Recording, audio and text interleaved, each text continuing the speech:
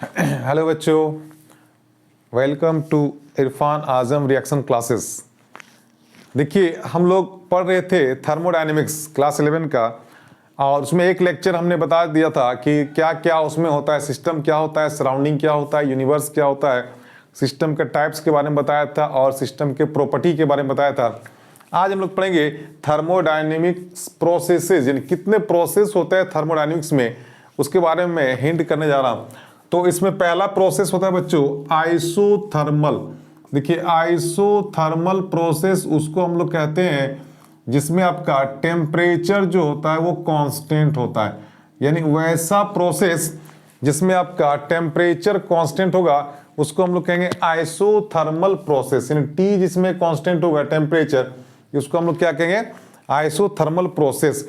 दूसरा आपका होता है बच्चों आपका आइसोबारिक प्रोसेस। आइसोबारिक, बारिक का मतलब हो गया, बार का मतलब ही होता है क्या, प्रेशर, और आइसो का मतलब क्या होता है, सेम। यानी वैसा प्रोसेस जिसमें प्रेशर आपका कांस्टेंट होगा उसको हम लोग कहेंगे आइसोबारिक प्रोसेस। बस में आ गया।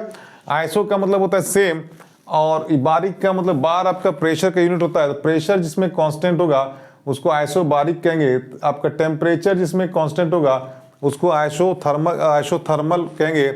और एक होता है आइसोकोरिक। आइसोकोरिक, कोरिक का मतलब होता है वॉल्यूम। यानी वैसा प्रोसेस जिसमें आपका वॉल्यूम क्या होगा बच्चों, कांस्टेंट होगा। वॉल्यूम जिसमें कांस्टेंट होगा उसको हम लोग कहेंगे आइसोकोरिक प्रोसेस। तो देखो, आइसो का मतलब सेम होता है, थर्मल का मतलब हो गया टेम्परेचर कांस्टेंट, बारिक का मतलब हो गया प्रेशर कांस्टेंट, और आइसोकोरिक का मतलब हो गया आपका वॉल्यूम कांस्टेंट। ये हो गया तीसरा। चौथा आपका होता है बच्चों, चौथा तो रिवर्सेबल प्रोसेस। यानी वैसा प्रोसेस जो दोनों ही साइड आपका होता है, रिवर्सेबल प्रोसेस। अब रिवर्सेबल प्रोसेस बोलते हैं उसको, जैसे ए से आपका बना बी, और फिर बी से बना ए, फिर ए से बना बी, फिर बी से बना ए। यानी वैसा प्रोसेस जिसमें अपोजिट डायरेक्शन में रिएक्शन मूव करता है एक दूसरे के अपोजिट। यानी ए से बी बना, फिर बी से ए बना, फिर ए से बी बना, फिर बी से ए बना। यानी कि ये कंटिन्यूअसली चलते रहेगा। और ये आप गौर से जरा देखिएगा तो ये रिएक्शन कभी भी कंप्लीट नहीं होगा, क्योंकि जैसे ए से बी बना फिर बी से ए बन गया, फिर जैसे बी से ए बना फिर ए से बी बन गया। यानी रिवर्सेबल प्रोसेस जो होता है वो आपका ऑलवेज इनकम्प्लीट होता है, मतलब इसका टाइम कभी कंप्लीट नहीं होता, या टाइम जो होता है इन्फिनिटी इसमें लगता है कंप्लीट होने में। पांचवा आपका है आपका इरिवर्सेबल। इरिवर्सेबल, इरिवर्सेबल, इरिवर्सेबल का मतलब होता है बच्चों इस बार रिएक्शन एक ही डायरेक्शन में मूव करेगा, यानी ए से बी बनेगा। अब ये चाहे बनने में इसका समय आपका 1 मिनट, 2 मिनट, 1 घंटा, 1 दिन, 1 साल, या फिर बहुत 1000 साल तक, यानी टाइम एक समय आएगा जब आपका कंप्लीट ए बी में चेंज हो जाएगा। यानी इरिवर्सेबल में एक ही डायरेक्शन में आपका रिएक्शन मूव करेगा, और रिवर्सेबल में दोनों ही डायरेक्शन में अपोजिट डायरेक्शन में आपका मूव करता है। तो ये तो हो गया इरिवर्सेबल हो गया। अब एक बहुत ही इंपॉर्टेंट होता है जिसको बोलते हैं एडियाबेटिक। याद रखिएगा, एडियाबेटिक है ना। एडियाबेटिक बहुत ही इंपॉर्टेंट है बच्चों, बहुत बच्चों को नहीं समझ में आता। एडियाबेटिक का मतलब होता है वैसा प्रोसेस जिसमें आपका हीट जो होता है, हीट का वैल्यू हम लोग क्या लेंगे, जीरो लेंगे। हीट का वैल्यू जीरो क्यों लेंगे, यानी वैसा प्रोसेस जिसमें हीट ना तो बाहर निकलता हो ना ही एब्जॉर्ब होता है किसी भी सिस्टम में, ना तो हीट बाहर जाता है ना ही उसके अंदर इन करता है। दैट इज इसको हम लोग कह सकते हैं कि एडियाबेटिक को हम लोग आइसोथर्मल से भी आपको कोरिलेट कर सकते हैं, जो हमने बताया था आपकी आइसोलेटेड सिस्टम से हमने इसको बताया था कि जिसमें ना तो हीट बाहर जाएगा ना ही आपका अंदर आएगा। तो एडियाबेटिक सिस्टम को हम लोग आइसोलेटेड सिस्टम भी कहते हैं। यानी एडियाबेटिक प्रोसेस किसको बोलेंगे, जिसमें क्यू जो आपका जीरो होता है, यानी कि क्यू जो होता है हीट का ना तो अंदर आता है ना बाहर आता है सिस्टम और सराउंडिंग के बीच में। तो ये तो हो गया थर्मोडायनेमिक प्रोसेस 6। अब एक होता है आपका state variable function. State variable, state variable का मतलब क्या होता है बच्चों, स्टेट वेरिएबल का मतलब होता है वैसा प्रोसेस जो इनिशियल और फाइनल पे डिपेंड करता है। यानी स्टार्टिंग और आपका लास्ट पे डिपेंड करता है, इनिशियल और फाइनल पे, यानी कि दो चीज पे जो डिपेंड करता है उसी को हम लोग कहते हैं स्टेट वेरिएबल। यानी ये डिपेंड करेगा इनिशियल एंड फाइनल, आपका इनिशियल एंड फाइनल स्टेट। यानी दो स्टेट इसमें आएगा, एक इनिशियल और एक फाइनल स्टेट आएगा, उसी को हम लोग बोलते हैं स्टेट वेरिएबल। और एक बहुत ही इंपॉर्टेंट लास्ट है जिसको हम लोग बोलते हैं साइक्लिक प्रोसेस। साइक्लिक प्रोसेस का मतलब होता है वो ऐसा प्रोसेस जिसका इनिशियल और फाइनल पॉइंट दोनों क्या हो जाए, सेम हो जाए। जैसे हम यहां से चले और फिर चलते गए चलते गए चलते गए चलते गए चलते गए, फिर हम वहीं पे पहुंच गए, तो उसी प्रोसेस को बोलते हैं साइक्लिक। यहां से चले चले चले चले चले चले फिर वहीं पहुंच गए, तो ये एक साइक्लिक प्रोसेस हो गया। यहां से चले चले चले चले चले चले चले फिर इसी जगह पे पहुंच गए।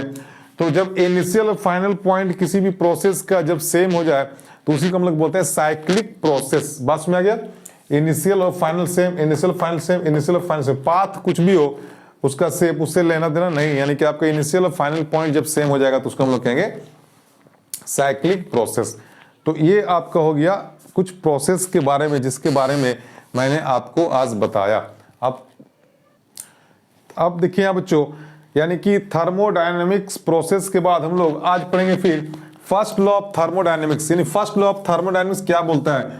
तो फर्स्ट लॉ ऑफ थर्मोडायनेमिक्स बोलता है energy neither created not destroy. यानी कि एनर्जी को ना तो हम लोग बना सकते हैं ना ही उसको हम लोग खत्म कर सकते हैं, इसको सिर्फ एक फॉर्म से दूसरे फॉर्म में हम लोग चेंज कर सकते हैं। तो इसको समझने के लिए हम लोग एक थोड़ा छोटा सा एक्सपेरिमेंट करेंगे।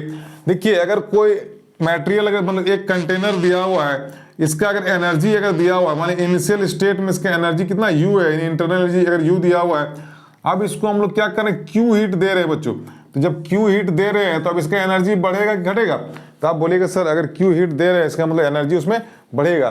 तो Q जब भी हम लोग देंगे, हीट देंगे, तो उसका एनर्जी बढ़ जाएगा। यानी पहले आपका U था, अब कितना हो जाएगा, U प्लस Q हो गया। अब ध्यान दीजिए, एक बार और हम इसमें एक काम करते हैं। अब यहां पे कहते हैं work done on the system. देखिए, work done on the system, देखिए ऑन द सिस्टम, तो इसको समझ लिए, बहुत ही आसान, इसमें प्लस W, यानी कि प्लस W अगर हमने इसमें वर्क किया तो इसका एनर्जी फिर बढ़ जाएगा। देखिए, work done on the system जब भी बात करेंगे तो उसमें W पॉजिटिव लेना है, और अगर work done by the system रहेगा तो W नेगेटिव लेना है। तो पॉजिटिव लेंगे, इसका मतलब पहले एनर्जी U था, अब Q अमाउंट ऑफ हीट दिया तो U प्लस Q हो गया, फिर हमने वर्क डन किया तो प्लस W हो जाएगा, यानी U plus Q plus W, यानी ये हो गया इसका फाइनल स्टेट। बात समझ आएगा बच्चों, ये हो गया फाइनल स्टेट। अब अगर आपसे पूछेगा कि इस प्रोसेस में चेंज इन इंटरनल एनर्जी कितना हुआ, तो चेंज इन इंटरनल एनर्जी का मतलब होता है फाइनल एनर्जी माइनस इनिशियल, यानी कि चेंज का मतलब डेल U बराबर हो गया, फाइनल कितना दिया हुआ है आपका U प्लस, या फिर इसको ऐसे आप एक बार लिख लीजिए, change in internal energy, change in internal energy, internal energy is equal to होता है final energy, final energy minus initial energy. देखिए, चेंज का मतलब ही होता है फाइनल माइनस इनिशियल। अब इंटरनल एनर्जी को U से डिनोट किया तो चेंज इन इंटरनल एनर्जी क्या डेल U से डिनोट करेंगे, और फाइनल एनर्जी कितना मेरा फाइनल दिया आपका U plus Q plus W, और माइनस आपका माइनस हो गया। इनिशियल कितना था मेरा बच्चों, इनिशियल आपका था U था। अब देखिए, U यहाँ प्लस है, U यहाँ माइनस था, U से U क्या कट गया, यानी डेल U बराबर हो गया Q प्लस W। ये बहुत ही इंपॉर्टेंट है, इसी को बोलते हैं first order, first law of thermodynamics. बात समझ आ गया, थर्मोडायनेमिक्स, यानी कि आपका ये del U is equal to Q plus W को, इसको हम लोग बोलते हैं फर्स्ट लॉ ऑफ थर्मोडायनेमिक्स का इक्वेशन, इसको हम लोग बोलते हैं ना। अब यहाँ पे इसमें बहुत सारा सवालात आपसे पूछा जाएगा, आपसे पूछा जाएगा कि चेंज इन इंटरनल एनर्जी निकालिए। जब एक एडियाबेटिक प्रोसेस है तो एडियाबेटिक प्रोसेस में Q का वैल्यू कितना हो जाएगा, 0 हो जाएगा, तो डेल U बराबर कितना हो जाएगा, W हो जाएगा। आपसे पूछेगा चेंज इन आपका इंटरनल एनर्जी निकालिए साइक्लिक प्रोसेस में, तो अभी हमने कहा साइक्लिक प्रोसेस इनिशियल और फाइनल क्या होता है, सेम होता है, यानी ये और ये दोनों सेम हो गया, यानी कि इसका वैल्यू 0 हो गया, डेल U 0 हो गया, तो Q बराबर हो जाएगा माइनस W हो गया, या W बराबर माइनस Q होगा। आपसे पूछेगा आइसोथर्मल प्रोसेस में चेंज इन इंटरनल एनर्जी क्या होगा, तो अगेन आइसोथर्मल में आपका चूंकि टेम्परेचर एनर्जी में आपका डायरेक्टली रिलेशन है, टेम्परेचर बढ़ेगा तो एनर्जी बढ़ेगा, और टेम्परेचर घटेगा तो एनर्जी घटेगा, और टेम्परेचर कांस्टेंट है तो एनर्जी भी कांस्टेंट हो जाएगा। आइसोथर्मल में भी फाइनल और इनिशियल क्या हो जाएगा, सेम हो जाएगा। अगेन इसका वैल्यू 0 हो गया तो Q बराबर माइनस W और W बराबर माइनस Q, इसको हम लोग कर सकते हैं। तो ये फर्स्ट आपका लॉ ऑफ थर्मोडायनेमिक्स है, जिसका इक्वेशन दिया हुआ आपका क्या, आपका डेल यू बराबर क्यू प्लस डब्ल्यू। अब क्यू प्लस डब्ल्यू पे हम लोग क्वेश्चन करेंगे नेक्स्ट वीडियो में ना। तो आज के लिए इतना ही। देखिए ये बहुत ही इंपॉर्टेंट आप लोग के लिए, बेस्ड ऑन आपका नीट और जेई के लिए। चलिए आज के लिए इतना ही। Okay bye, thank you.